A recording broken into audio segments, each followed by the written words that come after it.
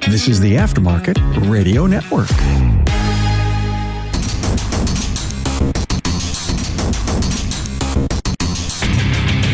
Welcome, everyone, to yet another episode of Diagnosing the Aftermarket A to Z. I'm Matt Fonslow, and you're not.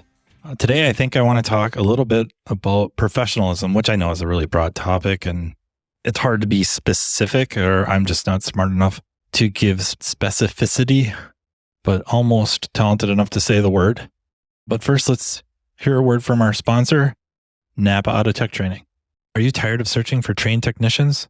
If so, let Napa Auto Tech help you build a technician with their Build a Tech program, kind of like Build-A-Bear. These 3-day courses cover one of 4 individual topics: brakes, electrical, steering and suspension, or HVAC through a combination of classroom lecture, hands-on, and utilizing training mock-ups. Visit napaautotech.com. We're getting our kitchen, I don't want to say like renovated, refreshed, if you will. So it's not like they're ripping out the cabinets, although all the doors are getting replaced. They're resurfacing the exterior outside surfaces of the cabinets, painting or putting some sort of a covering on them, do different hardware, some different shelf arrangements, drawer arrangements, stuff like that. Putting the microwave above the stovetop, which saves a ton of space on the counters, and the countertops are getting replaced, stuff like that.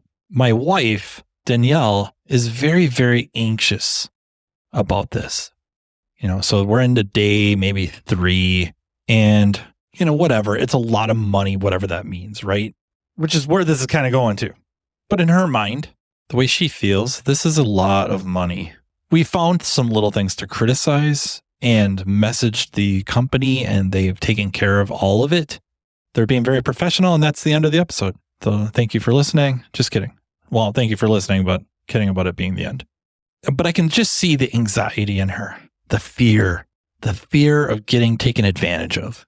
She's going over the invoice, or I shouldn't even call it an invoice. We'll call it the work order, the estimate, her list that led to the estimate of things she wanted done or addressed.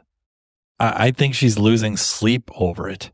And again, I can't say this enough, or I feel the need to remind you that what we have found, and wrong isn't the right word, but where they maybe didn't do what they say they were going to do. Okay, an example, one, we'll just call it a flaw, is where they mounted the microwave above the stovetop. The way they had to center the microwave over that stovetop caused, if you can imagine this in your mind, on the one side of the cupboard, which would be the end of the cabinets. The microwave sits above the stovetop. There's cabinets above it. To the right of the cabinet is going to be cabinet space. There'll be a door there for storage or whatever shelves. To the left of it would be like a doorway to leave the kitchen. We would say the end of the cabinets, but the microwave does not line up with the end of the cabinets above it. So there's a 3-inch roughly gap. You can't even call it a gap because it's just kind of open-ended. It looks weird, okay? Like an upside down L, where the L, the short end, not the corner, is to the left. Okay, so it's just this open space. It just looked weird. And I was kind of stunned that they wouldn't have done something. And the way they had it was not set up to do something about it. It didn't make sense in my head why they chose to do it that way. So we take a photo of it, send it to him. And he's like, oh, yeah, we'll take care of that. Don't worry about it. And the person responding is not the person doing the actual work. It would be like in this case, the owner of the company, and then there's a technician or carpenter or cabinet smith, cabinet maker, cabinet smith, carpenter, doing the work. I suppose we could pick apart the ongoing communication between the carpenter and the boss or the owner. Not really my point. My point is the anxiety my wife has, but they did. I walked in tonight. They did a beautiful job. It looks great. It's exactly what I thought they would do, which doesn't make it right. It just makes me feel better that they're on the same wavelength and what my idea wasn't so horrible.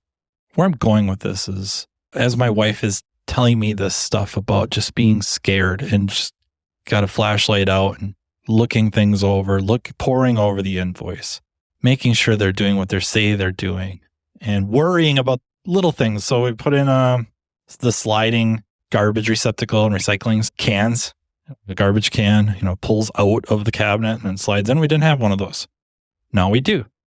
And she's just like worried we won't get the actual cans with it. Like they would have set this all up and then left the test cans in there, but they're going to take them away and we'd have to go buy ones. A big deal if we have to go buy them too. I mean, it's rather illogical that they wouldn't include it. It's rather illogical that they would leave the test ones here and take them away. But the anxiety is real. The fear is real that the money being spent will not be met with either the promise or the, of course, the estimate. You're not going to get your value out of it. You're not going to get what you paid for. You're going to end up with a nightmare, right? One of those nightmares where you hire a professional to come in and it doesn't meet expectations, or expectations were never set at the get-go, something like that. And as she's telling me this stuff, I am not rolling my eyes, believe it or not. Margaret, I worked really hard not to. Not just kidding. It never really occurred to me because I started thinking about all things, and you're going to love this, a movie. Oh, maybe you won't love it, or maybe you will love it, but you'll believe it. That's what I do. I thought of a movie. It's an old movie. And I feel like I need to get this out. I generally hate musicals. Like, I despise them. However, there seems to be a fair bit of them that I'm okay with. Most of them stemming, I think, from childhood. Growing up, like it was a yearly event to watch Mary Poppins, the old one. Just growing up, and it was on TV once a year, right? Whatever the Disney show was. And then there's a yearly event to watch The Sound of Music. And the movie I'm going to reference is called My Fair Lady. If you haven't seen it, I gotta level with you. I would watch it. I think you will find it entertaining. You might have to white knuckle it through some of the singing and dancing like I do, suffering through that, if you will. There's a big payoff. It's really a good flick. And the premise of it is, I think it's set in England or London, and there is a well-to-do linguist named Henry Higgins, and he is with a friend, and I think also at least an amateur linguist, and they're listening to people, and Henry can place them by their accents where they grew up within London or England at least. And there's a flower girl played by Audrey Hepburn, if it matters, named Eliza Doolittle. She has a very, very heavy accent for those that are not very well to do, if that makes sense, or maybe a lot of street vernacular, something of that order, frowned upon. Immediately when they open their mouths, other people know exactly their economic state. She hears Henry Higgins and his friend, figures out where they live, and she approaches them and says she would like to learn how to speak like a lady. After some bantering, she says she is more than willing to pay. And she knows somebody that's getting French lessons from a French person. That's what they're paying. Or, they're paying whatever. She is not going to pay that much because they're going to be teaching her the language she already knows, English. She's willing to pay a shilling, no more, no less, for them to teach her how to speak eloquently. I think like a duchess. I think that's what she says. I suppose I should have watched the freaking movie before recording this, but whatever. I'm pretty sure I'm right. A shilling is nothing. It's nothing to them. And that's what Henry Higgins says. And that's the point of bringing this all up and running you through this a little bit, is Henry Higgins is looking at this going a shilling, it's a nothing. It's like a few pounds to a millionaire. But for her, a shilling is such a high percentage of her worth, financial worth, that it's the most money anyone has ever paid him to do that. And then there gets to be a bet and all that and whatever. For 98 years, the Napa name has meant quality parts and service. It also reflects top quality training programs to help you build a more successful vehicle repair business. No doubt, the technician shortage is impacting everyone, but you're not facing this battle alone. Napa has the solution by making Napa Autotech training available near you. Napa Autotech provides automotive aftermarket technicians career development opportunities through structured, disciplined, measured, and high-quality technical instruction, no matter the technician or service advisor's skill level. This instruction enhances understanding of vehicle systems, increases first-time repair capability, and overall customer satisfaction. It also prepares technicians to become ASE certified. It's a fact technicians who receive training to improve their knowledge and skills have a higher sense of job satisfaction. This reduces technician turnover and increases productivity, directly improving a shop's profitability. It is vital to the success of a shop's business that today's technicians are equipped to diagnose and repair today's complex vehicles. With our ever-changing technology, the technician's knowledge and skills need to be updated and refreshed on a regular basis. As you labor over the decision of whether to send your techs to get their skills sharpened, keep in mind, Napa Autotech training is an investment, not an expense, and it's available to all. Much of Napa Autotech's training is offered in more than one format to accommodate varieties of learning styles and training preferences so each person can maximize their learning. Whether you're more of a hands-on person or enjoy learning at your own pace, Napa Autotech is here to provide you with the training you need in the format that works best for you.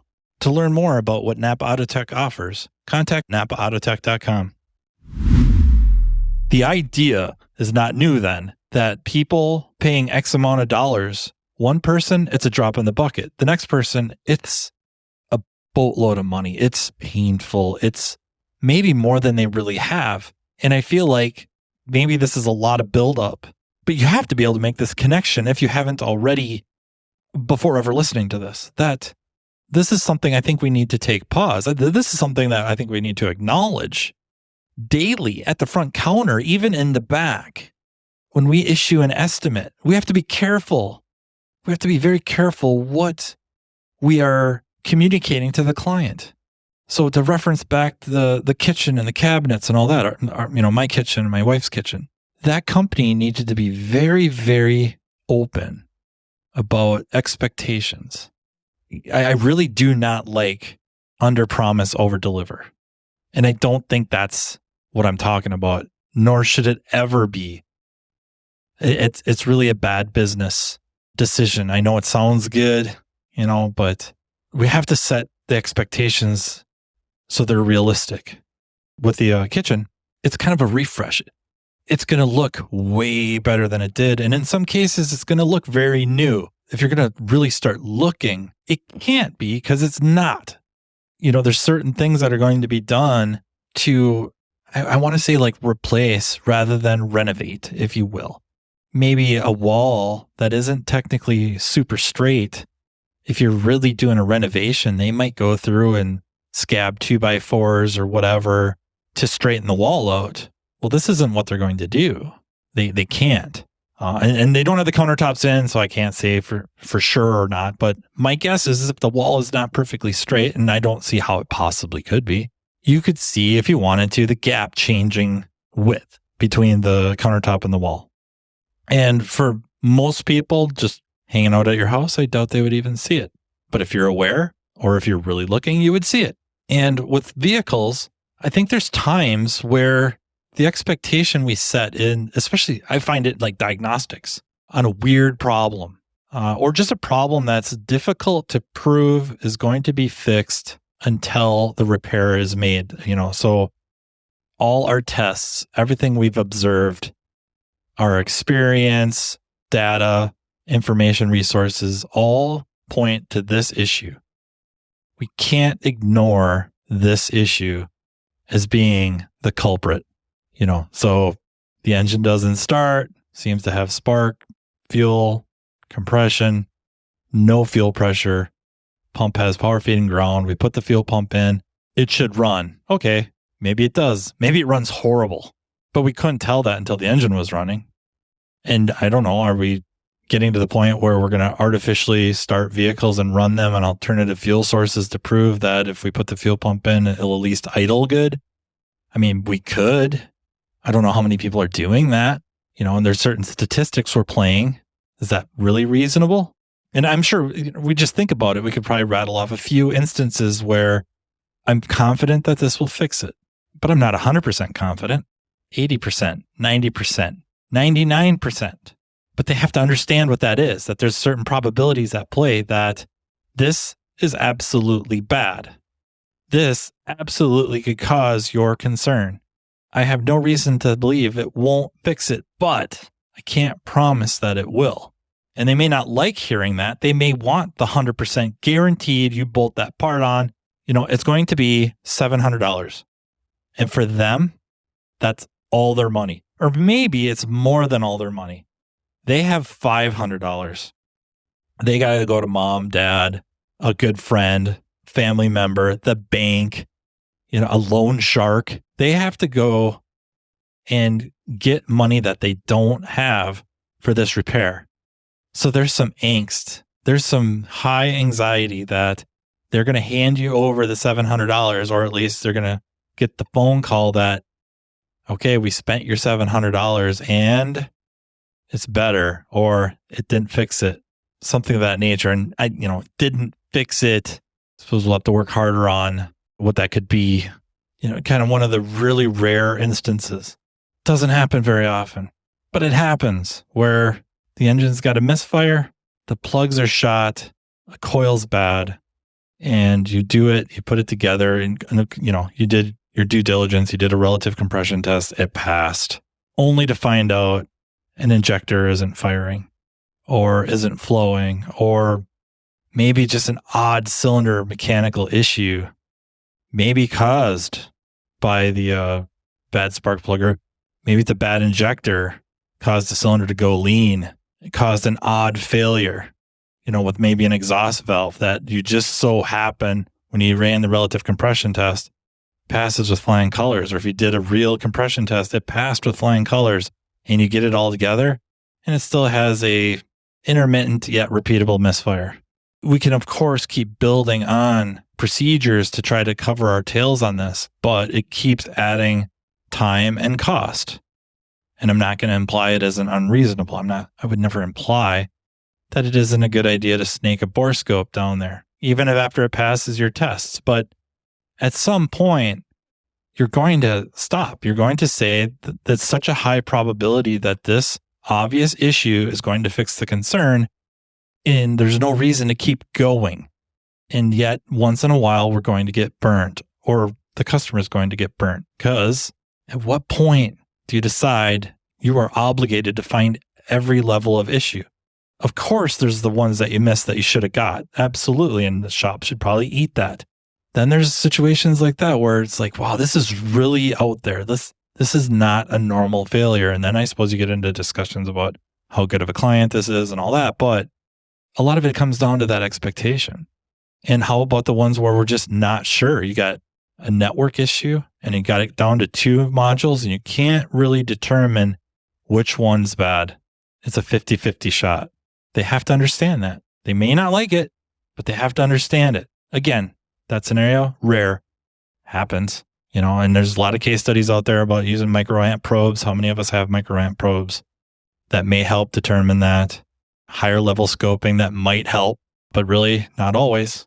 And, how does your shop handle those things? What are your expectations of yourself? If something like that is sold, we think it's module A, put it in, doesn't fix it. Does the shop eat it? So we've guaranteed a diagnosis.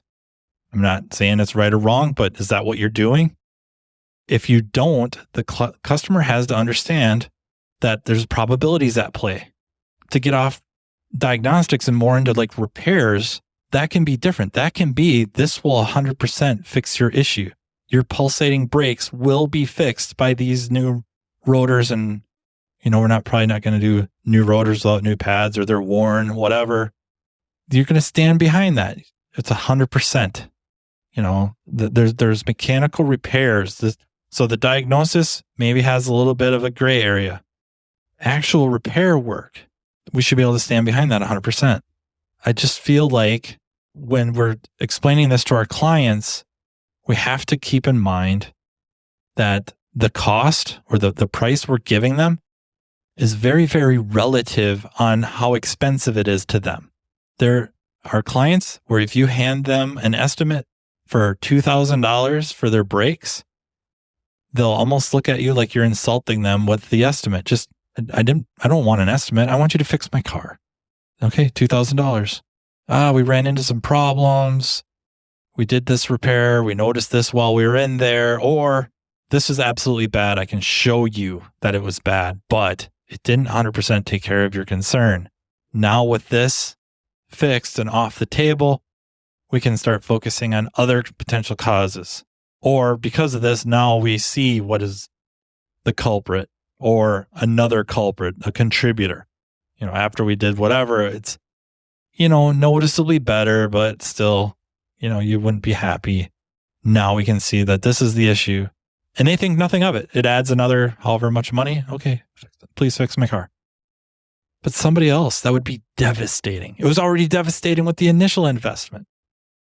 The percentage of their financial worth, it was much higher and therefore brutal. They had to scrape up money. Stuff that they had planned for that money is out the window. They have to spend it on the car. They don't want to pay to fix their car anyways. And now there's that fear. Even if they've trusted you in the past with smaller bills, now this is bigger. And they're anxious. They're worried. They're fearful that they're going to get the shaft, that they're going to get taken to the cleaners, that we're going to take advantage of them when they can least afford it. And I just think keeping that in mind, I'm not saying we have to drop our prices. The price is the price. Hopefully we came up with it with some logical equation or contributing factors to come up with it. The price is the price. But we have to deliver on that. And deliver is, on the repair itself, I think we have to stand behind it. You're buying tests from us that will lead to a diagnosis that we can associate a certain percentage of probability we're right. And sure, there's a lot of stuff that we can do on diagnosis to verify that it'll fix it. It's got a vacuum leak. Okay. Can I temporarily fix the vacuum leak or block it off so it's not leaking anymore? No, the rough idle's gone. The lean, if I give it propane, it richens up. Like it's pretty safe to say this will fix it. But still, would you say 100%? Some stuff we can. Some stuff it gets a little rougher, especially if we know certain vehicles have certain issues you're going to be wrestling with. Do you go with what you see as bad and then quote the rest of it? Or is that like a second quote, or I should say estimate? You got to be careful with terminology, right? A quote is what it's going to be. That's how much it's going to be. There's not much variance. Estimate is that we're estimating. I just feel like a lot of us can be a lot more conscious of that. I see it at work with our advisors and even the owner and some of the techs. Like you sometimes forget, it probably needs this. Okay, well, why won't we just do that? What is it, a couple $100? Well, I'm happy for you that $200 is nothing. The client, we don't know. We just have to be conscious of it and respectful of it. It's just so easy to be dismissive of it. That, or we need to keep some really broke service advisors around, because then they might be more sympathetic or empathetic, right? No, that wouldn't be a good idea. I just think it's something that needs to get brought up. It's shop meetings, discussions, just a thought experiment, really. There's just different levels, and it's funny how that changes. For some of you out there, $1,000 is nothing. You've got that readily accessible. And then some of you, maybe 5,000, maybe 10,000, maybe more. I don't know. If you really needed to, you could just go drop cash on a new vehicle. And that's great. But there's people out there that, I don't know if you guys watch football or paid much attention to Vikings football back in probably the late 90s, early 2000s with Randy Moss, that he got a fine from the NFL that I think was for sure 5 figures. It could have been 6 figures.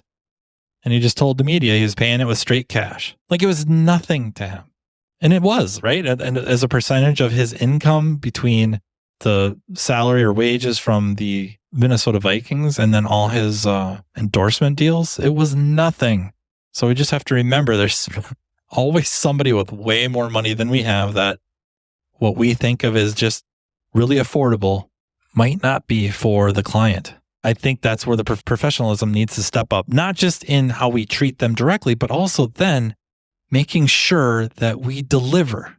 We deliver on a professional repair, that it's nothing worse than somebody is like just scratching together every dollar they got so that you can do this work. And then it's kind of shoddy. Like somebody kind of half-asses it. I mean, that's horrible. Even if like the concern is taken care of, we'll just keep picking on brakes. I don't know why. It's easy to pick on. But that brake job, that was expensive. They had to do pads, rotors, calipers, hoses. The bill came to whatever, $1,000. And it was everything they could do to get that money. Maybe I had to borrow some.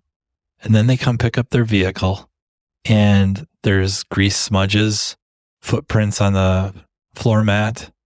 When they pushed the calipers back, they did a really crap job of it. I know they're replacing them, but I'm just trying to think of scenarios where it's now got a leak because they didn't clean it up. Just even these little things adding up to where it's like percentage-wise, that amount of money was really high. And then they come and get their vehicle and, it's fixed. The brakes don't make noise anymore. They don't pulsate. It doesn't pull. But it's like they didn't get taken seriously. I think we really have to be empathetic towards that. Like we're going to be accepting this amount of money. We're going to deliver you this. And unless you're going to tell the customer right up front, like, okay, well, for this amount of money that, the guys, they run it in and they get the brakes on there and they run it out and they're not very careful. And the car might have, fingerprints on it and footprints. Cause it's all about speed here. That's how we keep our prices so low. There's no white gloves going on here. If that's what you're selling them, then that's what you're selling them. And I'm not even knocking that, just so you're honest.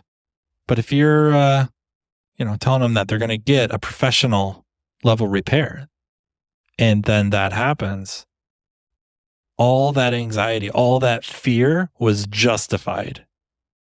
I just think we can put ourselves in their shoes a little bit and try to remember what it was like when we didn't have that kind of money, worried that we weren't going to be taken care of, that we were going to get taken advantage of, or we were not going to get our money's worth. And how horrible that would be for them. And long term, it's horrible for us. It just does not help the overall reputation of us as, specialists, as professionals in this profession, industry, trade, when we have the opportunity to take just a little bit of humility and apply it, that we may miss it. And I think in this case, it's one of those things to try to be better about putting ourselves in other people's shoes, especially when we're the professionals and we're in this credence good or credence. I guess technically it's economics. If we're talking like an economist, we are in a credence good service and we know better the quality of work we're doing or the value we're providing that client than they can reasonably know. But then we have to do it. We have to back that up. We know, and we're going to demonstrate it as best we can. It's going to be difficult to show them just how great the brake rotor quality is over the economy that, shop C down the road would put in, or the brake pads. But the way we treat them, the way we return their vehicle to them, these are small things that over time help build up that reputation, that help give them confidence and to help demonstrate the quality of service that they are getting. And that's what it's all about. I think that will wrap up this episode. I hope you see where I'm going with that. I hope those of you that have seen My Fair Lady remember the scene I'm talking about, and maybe it just hits you a little different than it did the last time or first time you saw it. And if you haven't seen it and you're sick of new movies with special effects and only dialogue, or you can at least stomach some singing, like you got through The Greatest Showman okay, and you're maybe looking to expand and maybe you weathered The Sound of Music, give My Fair Lady a shot. I think you'll like it. Pay attention to that scene and hopefully you see what I saw. Thank you all for listening, and I Really enjoy the messages you've been sending, the emails, enjoying them, very flattered, and also humbled. You can send me emails at mattfonslopodcast@gmail.com. You can also find me pretty easily on social media. Yeah, just want to thank our sponsor, Nap Auto Tech Training and the Aftermarket Radio Network. And until next time, take care. You've been listening to Matt Fonslow, diagnosing the aftermarket A to Z on the Aftermarket Radio Network. Follow Matt on your favorite listening app. He's very interested in what you have to say. Let him know what you'd like him to cover and come on the show. Matt is all for advancing the aftermarket. Find Matt Fonslow on social media and connect or on aftermarketradionetwork.com.